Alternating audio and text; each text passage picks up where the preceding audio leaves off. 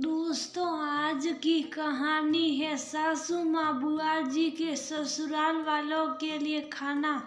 मैं नहीं बनाऊंगी। दोस्तों, कहानी शुरू करने से पहले अगर आपने चैनल को सब्सक्राइब नहीं किया हो तो कर लीजिए ताकि आपके पास पहुंच सके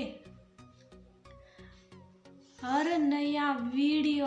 कल बड़ी मावा से पूड़ी हलवा सने खीर पुए की तैयारी कर लेना। और हाँ, पूजा के बाद खाना पास वाली जीजी के घर जाएगा तो साथ में 2 सूखी सब्जी और 1 गीली सब्जी भी बना लेना।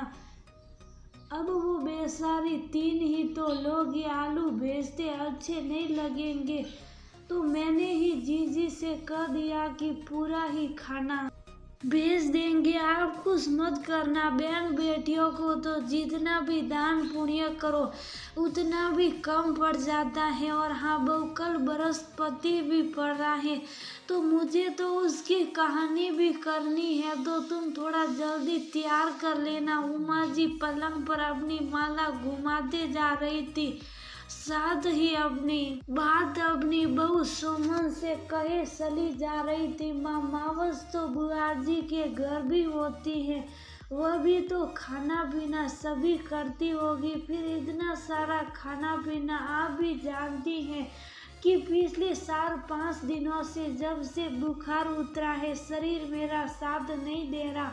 अपने घर के काम करना तो मजबूरी है। क्या हम इस बार थोड़ा बहुत पूजा लायक बना नहीं सकते, या फिर जैसा मेरे मायके में माँ करती है वैसे कर ले। भोग लायक बनाकर उनके वहाँ कसूरी सब्जी भेज देंगे। तुम्हारे यहाँ क्या होता कैसे होता है मुझे नहीं जानना। इतनी बड़ी पूजा वैसे ही घर में दिक्कतें लगी रहती है। भगवान जाने आजकल की पीढ़ी हर काम को करने से पहले ही मना कर देती है। वह तो अब मेरी उम्र हो चली है, वरना 50 आदमियों की दावत का खाना तो मैं अकेले ही बना दिया करती।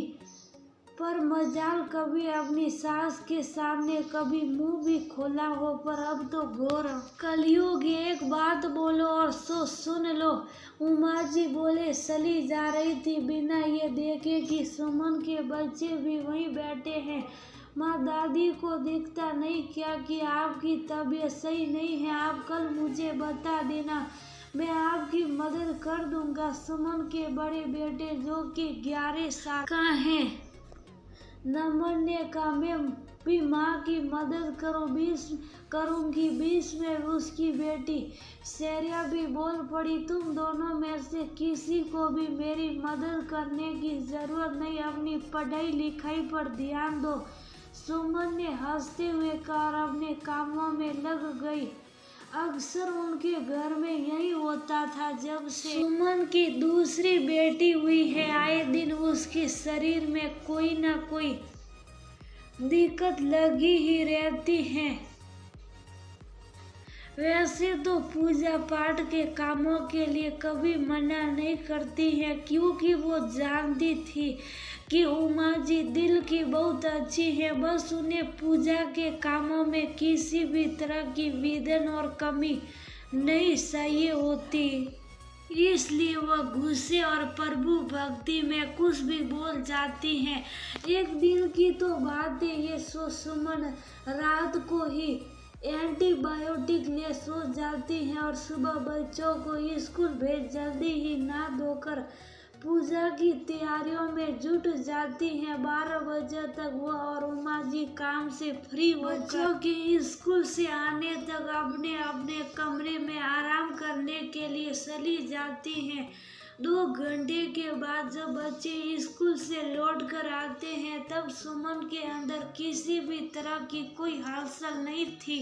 सुमन का पति सौरभ और ससुर दोनों की अपने कारखाने गए होते हैं। बच्चे और उमा जी तीनों ही घबरा जाते हैं। अपने पड़ोस की मदद लेकर वह सुमन को लेकर अस्पताल पहुंचते हैं जहां शादी होती है। तब तक ससुर और पति भी वहां पहुंच जाते हैं।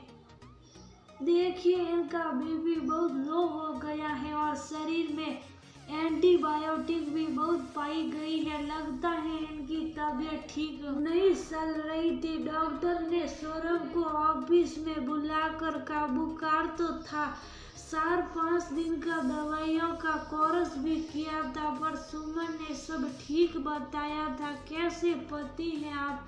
पत्नी की जरा भी फिक्र नहीं है। अब घर ले जाइए और इनकी ठीक तरह से देखभाल कीजिए। डॉक्टर ने गुस्से में बहुत फटकार लगाई थी। सुमन घर आ जाती है। धीरे धीरे उसकी हालत में सुधार आने लगता है। 8-10 दिनों में पूरा घर अस्त व्यस्त हो जाता है। उमा जी सुमन के पास बैठती हैं और हाथ जोड़कर उस दिन के लिए माफी मांगती हैं।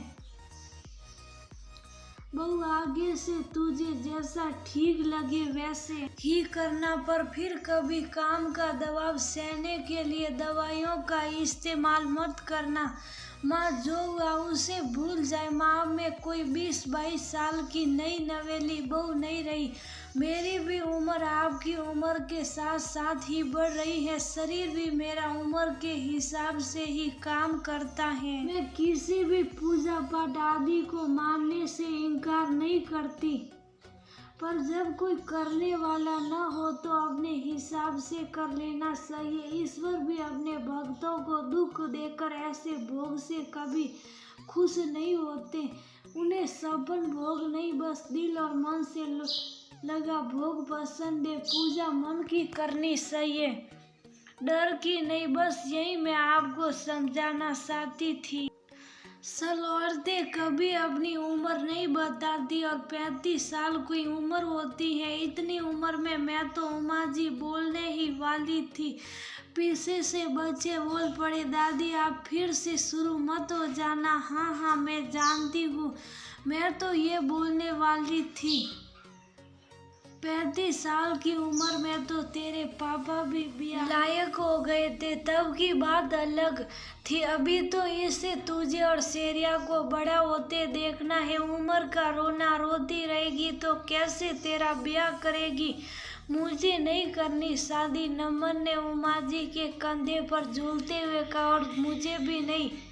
शेरिया भी हंसते हुए उमा जी के कंधे पर लटक गई। दोस्तों, समय बदल गया है। अब पहले जैसे शरीर, पहले जैसा खान पीन नहीं रहा। पहले अपने जमाने की तुलना अपने बहू से करना सही नहीं है। अगर आपकी उम्र बढ़ रही है तो आपके साथ बहू की भी उम्र बढ़ती है। उन पर काम का ज़्यादा बोझ डालना सही नहीं है। समय के साथ ग्रस्त जीवन की थोड़ी बहुत भागदौड़ उनके हाथों में ही छोड़ देनी